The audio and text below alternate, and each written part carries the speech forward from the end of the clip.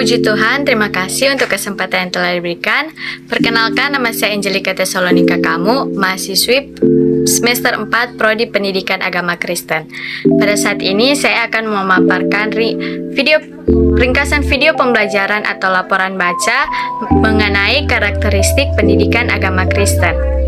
Nah, karakteristik pendidikan agama Kristen adalah hal yang menjadi kekhususan dari pendidikan agama Kristen atau hal yang menjadi sifat khas.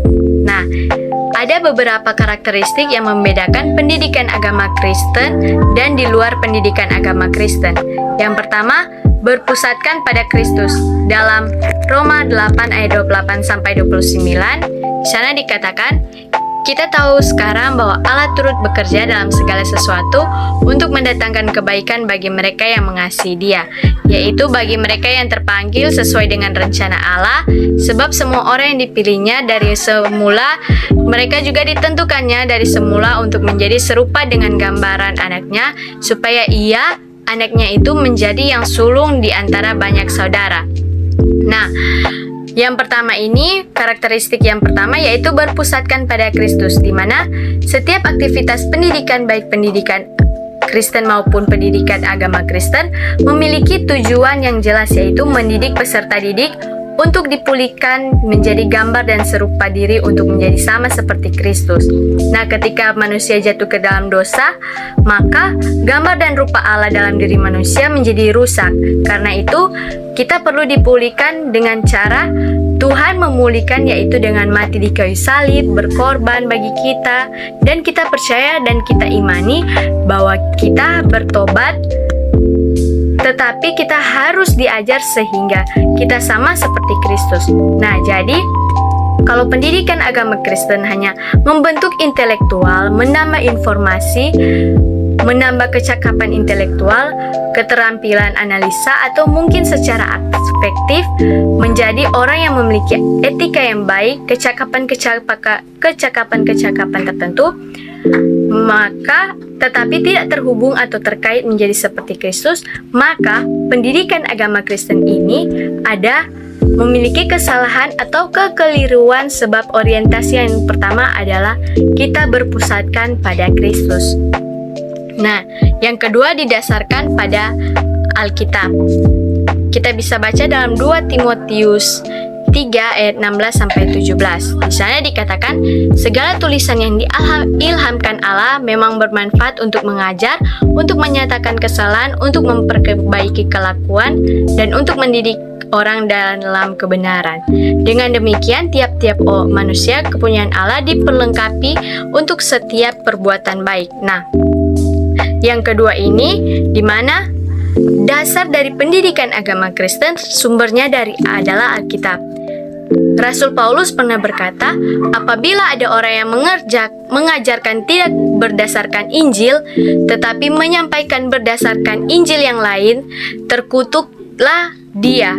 Bahkan rasul-rasul sekalipun, malaikat-malaikat sekalipun, jadi pengajaran agama Kristen, nilai-nilai agama Kristen bukanlah nilai-nilai yang didasarkan oleh kata-kata hikmat dari orang-orang hebat, tetapi nilai-nilai yang dibangun berdasarkan Alkitab.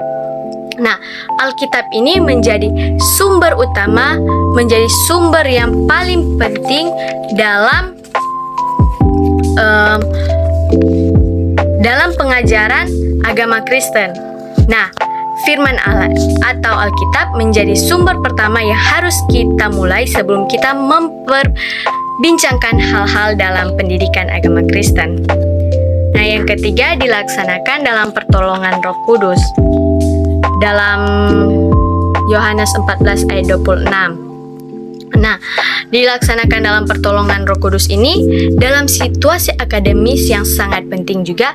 Peran Roh Kudus secara vital sangat diperlukan karena Roh Kudus adalah penolong, pengajar, mengajarkan kita tentang segala sesuatu.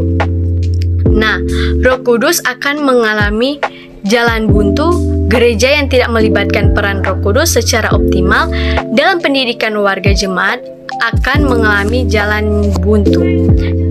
Jadi, kita tidak ada jalan lain, tidak ada opsi lain kita harus melibatkan Roh Kudus untuk berkarya dalam pendidikan agama Kristen di semua konteks atau level kehidupan kita.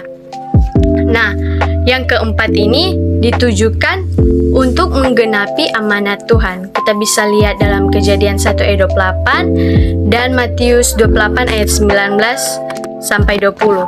Nah, di sini amanat Tuhan ini dibagi menjadi dua, yaitu amanat budaya dan amanat agung.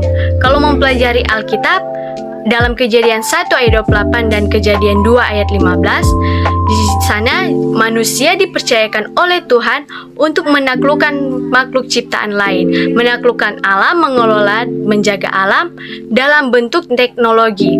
Jadi amanat Tuhan di bidang budaya, pengolahan alam, manusia harus melaksanakan itu. Nah, bagaimana manusia melaksanakan itu? Perlu pendidikan agama Kristen supaya manusia mengelola alam dengan nilai-nilai Kristiani. Kemudian manusia mengelola alam dengan mempertimbangkan dengan kebenaran firman. Nah, yang kedua itu tentang amanat agung. Dalam Matius 28 ayat 18 sampai 19, di mana anak-anak Tuhan dididik dalam pendidikan agama Kristen harus terjadi di konteks keluarga, gereja maupun sekolah untuk melaksanakan amanat agung ini. Nah, amanat agung ini adalah penginjilan, pengajaran supaya manusia mengenal Yesus adalah Tuhan dan Juru Selamat yang berdaulat atas alam, hidup dalam prinsip-prinsip dan nilai kerajaan Allah. Nah, yang berikutnya, yang kelima tentang dilaksanakan dalam konteks komunitas Kristiani. Dalam Titus 2 ayat 1 sampai 4. Nah, pendidikan harus dilaksanakan oleh seorang Kristen yang takut akan Tuhan, memiliki iman, hidup dalam pertobatan kepada orang-orang yang di sekitarnya. Nah, kita akan menerapkan pendidikan agama Kristen di dunia. Dunia adalah kadang misi area kita akan aplikasi-aplikasi nilai Kristiani yang kita dapatkan, kita bentuk ketika kita dididik dalam komunitas Kristen. Nah, komunitas Kristen menjadi pabrik yang membuat produk yang betul-betul siap ketika akan diterjunkan atau dipakai dalam dunia eksternal. Nah, yang keenam, mempertimbangkan personality komprehensif. Dalam Markus 12 ayat 30, di mana personality komprehensif ini ketika kita tidak bisa mengasihi Tuhan dengan melibatkan seluruh kehidupan kita, seluruh holistik, komprehensif, semua personality kita itu tidak bisa terjadi kalau kita tidak dididik secara komprehensif. Jadi, harus ada pendidikan hati, jiwa, akal, kekuatan. Pendidikan agama Kristen harus menyentuh seluruh aspek, seluruh kehidupan manusia, seluruh dimensi dari pribadi yang utuh, sehingga akan membentuk suatu profil peserta didik yang benar-benar mencerminkan karakter Kristus. Nah, karakteristik yang terakhir yaitu diupayakan secara sungguh-sungguh. Dalam Kolose 1 ayat 28 dan 29, sana dikatakan, "Dialah yang kami beritakan apabila tiap-tiap orang kami nasihati dan tiap-tiap orang kami ajari dalam segala hikmat untuk memimpin tiap-tiap orang kepada kesempurnaan dalam Kristus.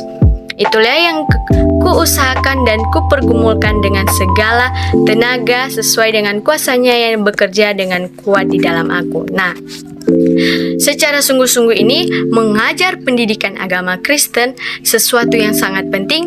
Apakah konteks keluarga, gereja maupun sekolah sangat penting. Karena itu tugas yang harus diupayakan secara sungguh-sungguh dalam.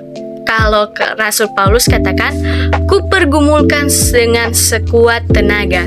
Nah, dipergumulkan dengan kuat yang luar biasa, yang mengarahkan semua potensi untuk melaksanakan pendidikan agama Kristen. Jadi, apabila kita melakukan 7 karakteristik ini dengan baik, Tuhan akan memberkati setiap usaha dan kerja kita. Terima kasih, Tuhan Yesus memberkati.